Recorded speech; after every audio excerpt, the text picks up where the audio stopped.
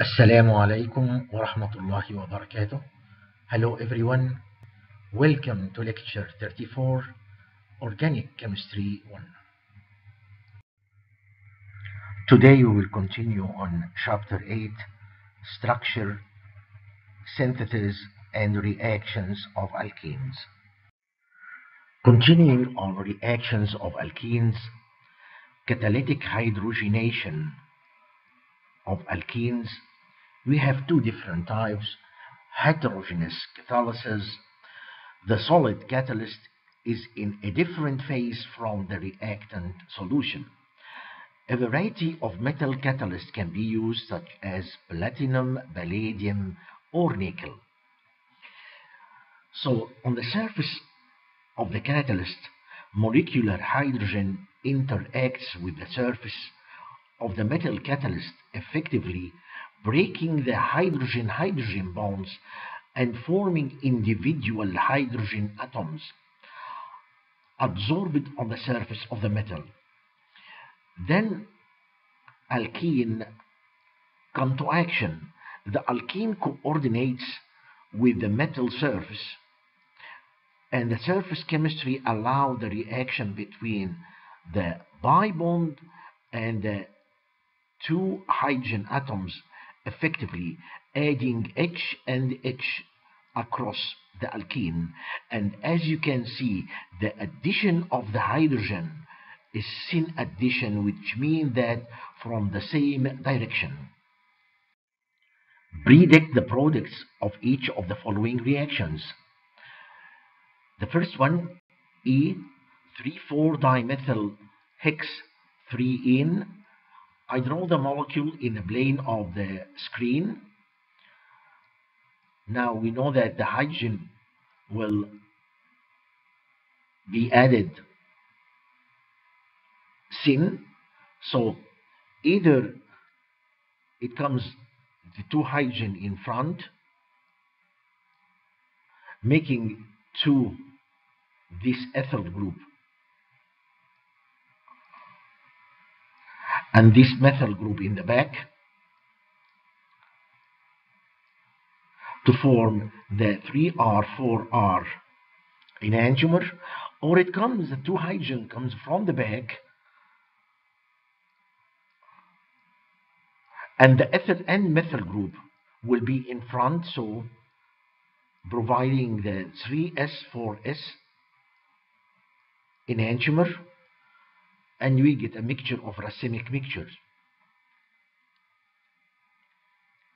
We have here two asymmetric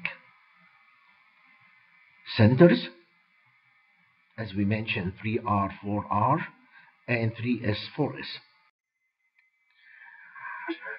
In this molecule, again drawn in the plane of the screen, so we get the two hydrogen from the front or from the back. In front we get R, 1-methyl-propyl cyclohexane, and if the hydrogen comes from the back, we get the enantiomer S. Notice that we have only here one asymmetric carbon. Why not this one? No, this one has two identical substituent, so it's not chiral. To be chiral, we have to have 4 different substituent. What about this one? It comes again from front or from the back.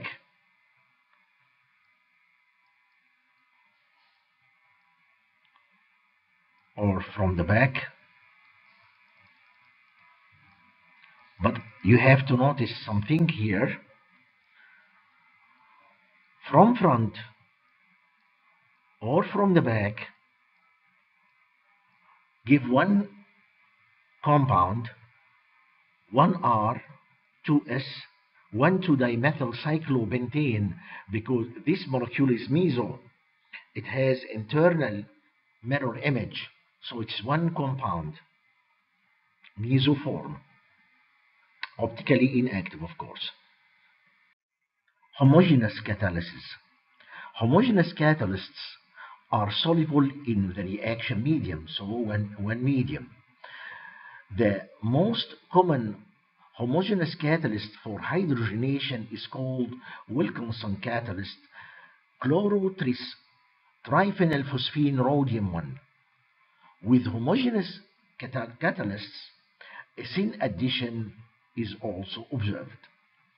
So if we have alkene, hydrogen, and Wilkinson catalyst, we get to add the hydrogen, the two hydrogen from the same side,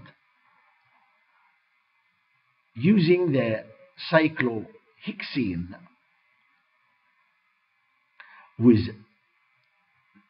Wilkinson catalyst and hydrogen.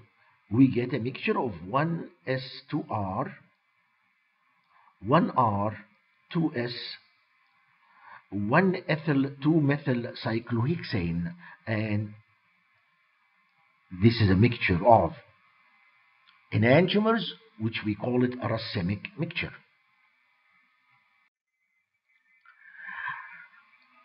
Wilkinson catalyst can be prepared easily from rhodium trichloride trihydrate with excess triphenylphosphine in ethanol. The Chlorotris triphenylphosphine rhodium 1 is a diamagnetic square planar with 16 electron complex. The oxidation state of rhodium in Wilkinson catalyst is +1, and it shows dsb2 hybridization of rhodium. The rhodium electronic configuration is like krypton 4d8 5s1. So if we have rhodium 1, we have 4d8. For the mechanism, we get the rhodium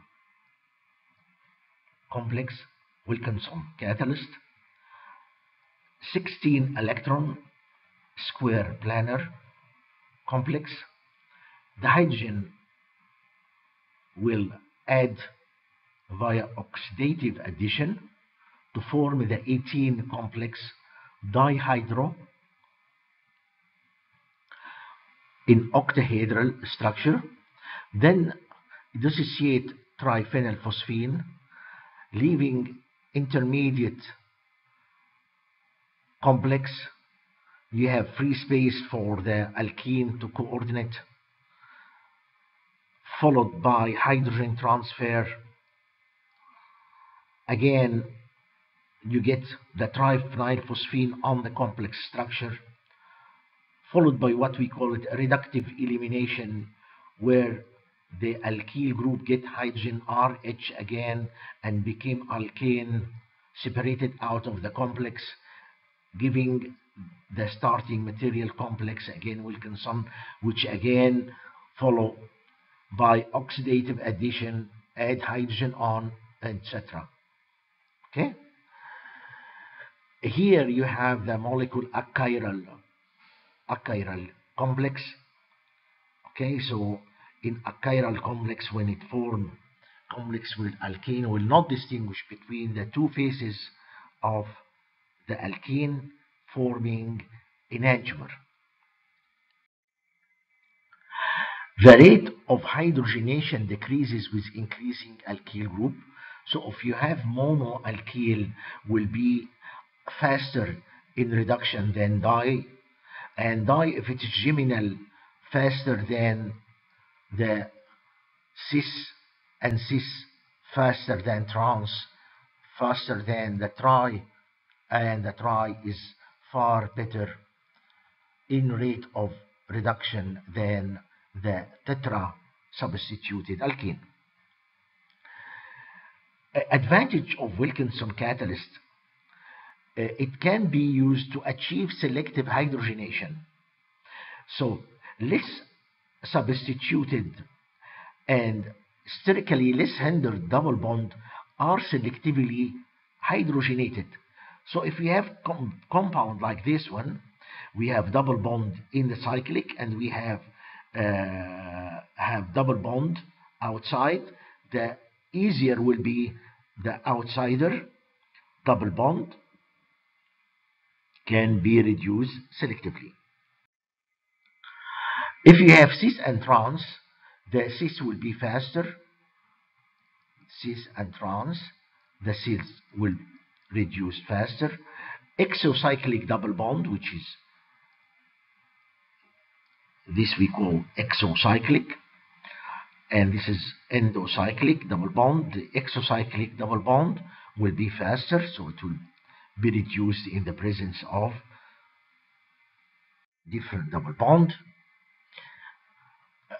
Non-conjugated, which is less stable, of course, will be reduced faster. Terminal alkyne will be reduced faster than terminal alkene. So if you have both, the triple bond will be reduced faster. Unsaturated substrate containing polar functionality are hydrogenated more rapidly. It may be due to easy coordinate of olefin to the catalyst that is assisted by polar functional group. You have here double bond and double bond nearby polar group. Here is far away, so this one will be reduced faster. Functional group like C double bond O, ketone, imino, nitro, and aryl and ester, carboxylate, are unaffected. So if we start with molecule like that, it has C double bond O, it has NO2, it has aromatic, and has of course C double bond C. We'll find that this group reduced faster, okay, okay, and form the alkane. Give the expected major product for each of the following reactions.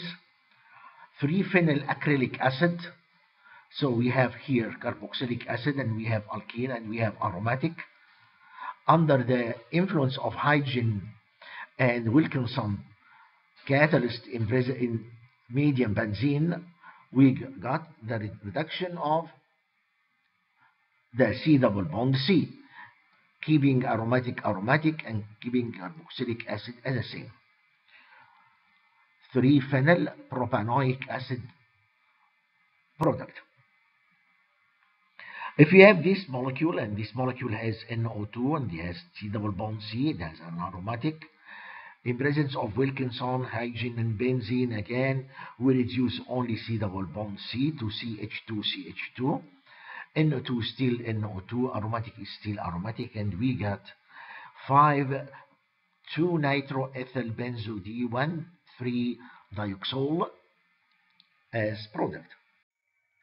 Is it possible to create only one enantiomer rather than a pair of enantiomers? In other words, is it possible to perform an asymmetric hydrogenation? The answer is, before the 1960s, asymmetric catalytic hydrogenation had not been achieved. However, in the late 60s, asymmetric catalytic hydrogenation was possible using a chiral catalyst. A chiral catalyst should be capable of lowering the energy of activation for formation of one enantiomer more dramatically than the other enantiomer. In this way, a chiral catalyst could theoretically favor the production of one enantiomer over other, leading to an observed enantiomeric excess. So, if we have a ligand like diob 4R 5R negative 4,5-bis diphenylphosphine methyl 2,2-dimethyl 1,3-dioxylane, which has 2 chiral center. Then we follow up by making a complex with rhodium. We got a rhodium diobe Cl2 complex of rhodium with chiral ligand. So now we have a chiral ligand. In this slide, let us clarify the point. Recall the catalytic cycle for reduction, where we have to coordinate the double bond of alkene with the rhodium metal. At this point, if we have a chiral ligand, these two intermediate complexes will be enantiomers, mean equal in energy. But if we have them with chiral ligand, these two will be distereotopic, which means that these two complexes are different in energy. One of them will have the complex with what we call it pro-S phase. This means that after the hydrogen transfer and reductive elimination will offer the S enantiomer. The other one will be the pro-R phase, led to the formation of R enantiomer. But even these two are enantiomer, this intermediate with chiral ligand will be distereoisomer.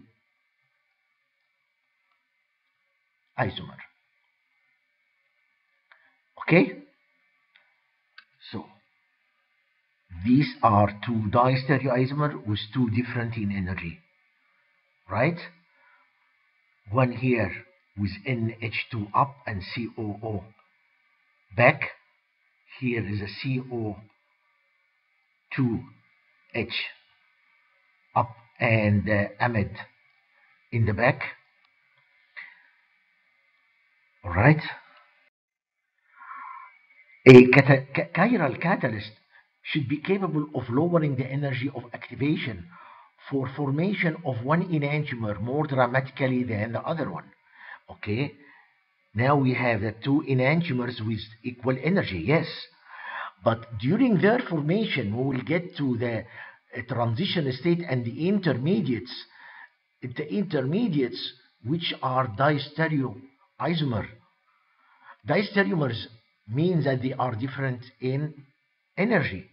So the one with lower energy will form faster, leading to the enantiomeric excess. Enantioselective synthesis is particularly important in the pharmaceutical industry because only one enantiomer of a chiral drug is likely to have the desired effect. For example, levodopa or negative dopa or L-dopa is used in patients with Parkinson's disease to counteract the deficiency of dopamine, one of the neurotransmitters in the brain. Dopamine itself is useless as a drug because it cannot cross the blood-brain barrier. That is, it cannot get into cerebrospinal fluid from the bloodstream. On the other hand, is an amino acid related to tyrosine. It crosses the blood-brain barrier into cerebrospinal fluid, where it undergoes enzymatic conversion to dopamine. Only the enantiomer of dopa can be transformed into dopamine. The other enantiomer is toxic to patient. So starting with this alkene,